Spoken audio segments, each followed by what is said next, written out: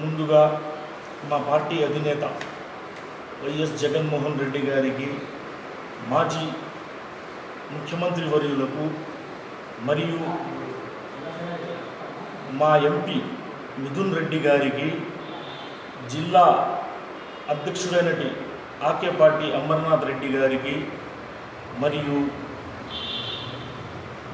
రాయచోటి మాజీ శాసనసభ్యుడైనటి గడికోట శ్రీకాంత్ రెడ్డి గారికి, నా తోటి మిత్రులకు, నాకు సహకరించిన నా స్నేహితులందరికీ నా తరపు నుంచి అందరికీ హృదయపూర్వకంగా నమస్కారాలు తెలియజేస్తున్నాను. ముఖ్యంగా ఈ ప్రెస్ మీట్ పెట్టడం ఉద్దేశం ఏమంటే, నాకు జిల్లా అధికార ప్రతినిధిగా నియమించబడినది. నా మీద నమ్మకంతో నాకు నియమించబడిన ఈ పదవిను నేను నా శయశక్తులా కష్టపడి పార్టీ బలోపేతానికి పనిచేస్తాను. ముందుగా ఏమంటే, రాయచోటిలో ఉన్న ప్రజలు ప్రతి ఒక్కరూ చాలా బాధలో ఉన్నారు. రాయచోటికి ఇంతవరకు, రాయచోటి చరిత్రలో ఇంతవరకు ఎన్నలేని బాధ 2026లో పెద్ద బాధ తగిలింది. అది ఏమంటే, జిల్లా కేంద్రంగా తరలిపోవడంతో జనవరి 1వ తారీఖు నుంచి ఇప్పటిదాకా రాయచోటిలో ఉండే ఏ ప్రజానికానికైనా అందరికీ నష్టంగా సమకూర్చినది. ఇక జనవరి 1 చేసుకోలేదు, సంక్రాంతి చేసుకోలేదు, ఇప్పుడు రంజాన్ పండుగ కూడా చేసుకోవడం లేదు. చాలామంది కూడా రంజాన్ ఉపవాసాలు కూడా ఉంటున్నారు, కానీ అది కూడా మనశ్శాంతిగా వాళ్ళకు లేదు. ఎందువలనంటే, ఒక 70% వ్యాపారాలు తగ్గిపోయాయి రాయచోటి జిల్లా కేంద్రంగా తరలి వెళ్ళినప్పటి నుంచి. మన ఎమ్మెల్యే గారు చాలా కష్టపడి డిస్ట్రిక్ట్ హెడ్ క్వార్టర్గా రాయచోటికి నియమించారు. చాలా కష్టపడి మన అప్పటి ముఖ్యమంత్రి జగన్మోహన్ రెడ్డి గారిని చెప్పి ఒప్పించి డిస్ట్రిక్ట్ హెడ్ క్వార్టర్గా రాయచోటికి తెచ్చారు. కానీ అంతే సులభంగా, అంతే ఈజీగా ఇక్కడి నుంచి తరలిపోవడానికి కారణమైన తెలుగుదేశం పార్టీ వాళ్ళు. అది రాయచోటి జనానికి అని అందరికీ తెలుసు. ఎవరి వలన మనకు డిస్ట్రిక్ట్ వెళ్ళిందో, ఎవరి వలన మనం ఇంత బాధలు ఉన్నామనేది. ఇంతవరకు రాయచోటికి టీడీపీ పార్టీ తరపు నుంచి ఏ న్యాయం జరగలేదు, జరగదు కూడా. చరిత్రలో ఎక్కడా లేని విధంగా రాయచోటిని డిస్ట్రిక్ట్గా తీయడం చరిత్రలో ఇదే మొట్టమొదటిసారి.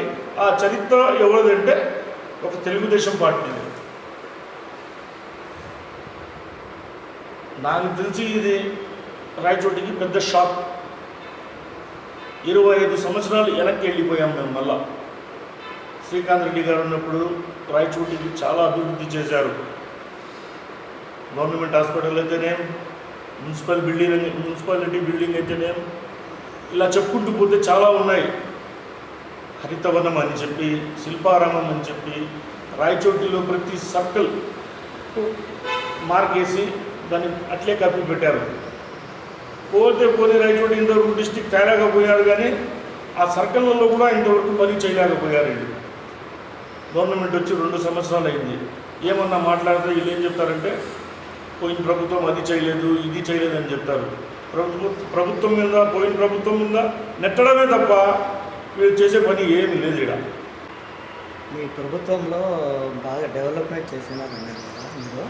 మరి మీ పార్టీ నుంచి వేరే పార్టీలోకి కొందరు జాయిన్ అయిపోయినారు. దేనికి జాయిన్ అయిపోయారు? ఎవరెవరు పోయినాళ్ళ ఎవరి సమక్షంలో పోయినారు? మా పార్టీ నుంచి కూడా ఆయన కూడా పోయిండేది. తిరుక్కొని వస్తారు. మళ్ళా విహారయాత్రలకు వెళ్ళారు సైకిల్లో. 29కి వచ్చేస్తారు మళ్ళీ వాపస్ అందరు. No problem, don't worry. ఇంకోటి, ఎలక్షన్స్ ముందర కొత్తపల్లి ప్రాంతమంతా తిరిగారు. తిరిగి ఇక్కడ ఒక పెద్ద ఉర్దూ స్కూల్ కట్టిస్తాను, ఒక మంచి హాస్పిటల్ కట్టిస్తాను, ఏసీ వసతి కల హాస్పిటల్ కట్టిస్తామని చెప్పి వాగ్దానాలు ఇచ్చారు. ఇప్పటికీ మీ గవర్నమెంట్ వచ్చి మీరు గెలిచి మంత్రి అయ్యి కూడా దాదాపు 2 సంవత్సరాలు కానొస్తుంది. చేశారా? కొద్ది మాటలే చెప్పారు అందరూ. ఇంతవరకు అక్కడ పునాది కూడా వేయలేదు. ఊరికే వాగ్దానాలు ఇచ్చి వెళ్ళారు. ఇంతవరకు కొత్తపల్లికి పోయి ఆడ పోయి పరిశీలించిన పాపాన కూడా పోలేదు. పోనీ హాస్పిటల్లో 50 పడకల ఆసుపత్రి చేస్తామని చెప్పి అక్కడ కూడా ఏసీ వసతి కల్పిస్తామని చెప్పి చెప్పారు. అక్కడ కూడా ఏమన్నా చేశారా? డెవలప్మెంట్ అనేది ఏమీ లేదు. వీళ్ళ దగ్గర ఏమన్నా మాట్లాడితే పర్సనల్ ఇష్యూ కింద వెళ్తారు. వాడంతా తినేసినాడు, ఆ కార్పొరేటర్ ఇంత తినేసినాడు, చైర్మన్ కింద ఇంత తినేసినారు అని చెప్పి ఊరికి మాటలు చెప్తారు. పని ఎక్కడన్నా చేస్తున్నారా? పని ఇంతవరకు ఏమీ చేయలేదు. ఊరికే అలిగేషన్స్ చెప్తారు. వాళ్ళ దగ్గర ఆధారాలు కూడా లేవు, ఏమీ లేవు. ఊరికి ప్రెస్ ముందర వచ్చి ఏదో చెప్పినామని చెప్పి చెప్పేస్తారు.